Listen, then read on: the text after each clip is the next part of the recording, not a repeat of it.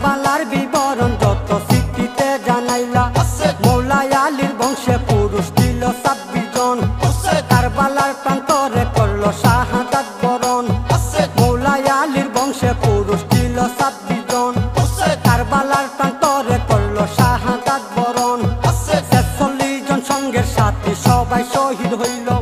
কুরমুলার তীরাঘাতে আসাগর মরিল 46 জন সঙ্গের সাথে সবাই শহীদ হইল কুরমুলার তীরাঘাতে আসাগর মরিল ভাই আব্বাসকে শহীদ করলো হাকিম শয়তানে